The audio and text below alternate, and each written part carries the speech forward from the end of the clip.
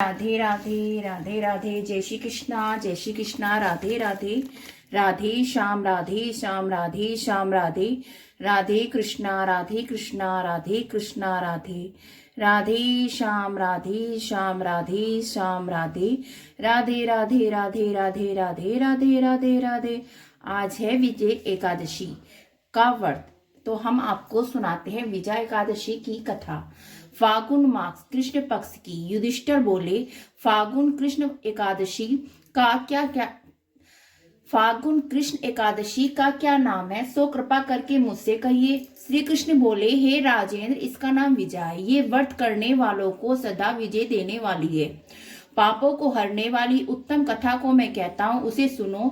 जब रामचंद्र जी ने वनवास के समय सीता और लक्ष्मण के साथ पंचवटी में निवास किया तो सीता को रावण हर के ले गया। उस दुख से रामचंद्र जी बहुत सत्यत हुए और वन में भ्रमण करते हुए असत्य मृत्यु जटायु को देखा और कंबक नामक दैत्य को मारा। रामचंद्र जी सीता जी का वर्तन कहकर जटायु भी मर गया। फिर रामचंद्र जी की सुग्रीव से मित्रता हो गई और बंदरों की सेना इकट्ठी हुई। फिर हनुमान जी ने अशोक वाटिका में जानकी जी को देखा। राम जी की अंगूठी सीता जी को देखकर बड़ा काम किया। फिर लौटकर सीता जी का यह वर्तन सुनाया। तब रामचंद्र जी ने सुग्रीव की सलाह से लंका को प्रस्थान किया। वानरों के साथ समुद्र तट पर जाकर रामचंद्र जी अथाह समुद्र को देखकर आश्चर्य करने लगे और लक्ष्मण जी से बोले, हे सुमित्र, किस पुण्य से समुद्र को पार किया जाए, क्योंकि मगर और मछलियों से भरा हुआ यह सागर अथाह जल से परिपूर्ण है। मैं ऐसा उपाय नहीं देखता जिससे सुख से पार जा सके। लक्ष्मण जी बोले, हे पुराण पुरुषोत्तम, आप यदि देव हैं, इस द्वीप में एक लभ्य मुनि रहते हैं, यहाँ से उनका आश्रम 2 कोस है। हे राजेंद्र, उन्हें श्रेष्ठ ऋषि से पूछिए। लक्ष्मण जी के इस सुंदर वचन को सुनकर रामचंद्र जी एक दुर्लभ मुनि के दर्शन के लिए गए। दूसरे विष्णु के समान बैठे हुए मुनि को रामचंद्र जी ने सिर से प्रणाम किया। तब रामचंद्र जी को पुराण पुरुषोत्तम जानकर मुनि यह समझ गए कि किस कारण से इन्होंने मनुष्य देह धारण किया है। फिर ऋषि बोले, हे राम, तुम कहां से आए हो? रामचंद्र जी बोले, हे मुने, मैं लंका जीतने को अपनी सेना लेकर समुद्र तट पर आया हूँ। आपकी कृपा से समुद्र को पार कर सकूंगा। आप कृपा करके उपाय बतलाइए। मुनि बोले, हे राम, मैं सब व्रतों में उत्तम वर्तन कहूंगा, जिसके व्रत करने से तुम्हारी शीघ्र विजय हो जाएगी और राक्षसों सहित लंका को जीतकर विशेष कीर्ति होगी। तुम एकाग्र मन होकर इस व्रत को करो। फागुन के कृष्ण पक्ष की विजय नाम की एकादशी आती है। उसका व्रत करने से तुम्हारी ही जीत होगी और वानरों समेत समुद्र को पार कर जाओगे। हे राम, इस व्रत की फलदायक विधि को सुनो। 10वीं के दिन सोना, चांदी, तांबा अथवा मिट्टी का कलश बनाए, लिंड के ऊपर सत्य धन्य रखकर उसके ऊपर जल से भरा हुआ कलश रखिए। उसमें पंचवल्लभ भरा हुआ कलश रखिए। उसमें पंचवल्लभ रखकर कलश के ऊपर सकोरे में जो रखे हुए ऊपर स्वर्ण की बनी हुई है नारायण की प्रतिमा स्थापित करें।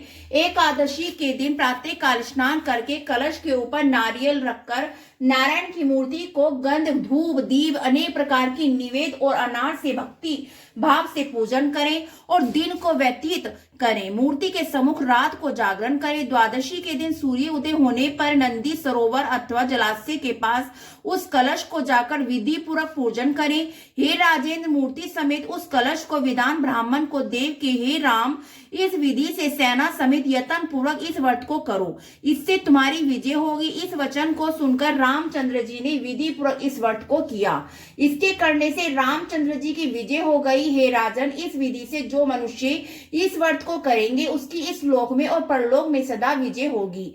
इस दिन नारायण फलहार इस श्री नारायण की स्वर्ण मूर्ति रखकर धूप, दीप, निवेद आदि से पूजन करें। इस दिन सिंगाड़ों का सागर लेना चाहिए। श्रीमन नारायण नारायण हरि हरि, भजमन नारायण नारायण हरि हरि। तेरी लीला सबसे न्यारी न्यारी, हरि हरि। तेरी लीला सबसे न्यारी न्यारी, हरि हरि हरि। ओम नमो नारायण, ओम नमो नारायण, हरि ओम नमो नारायण, हरि ओम नमो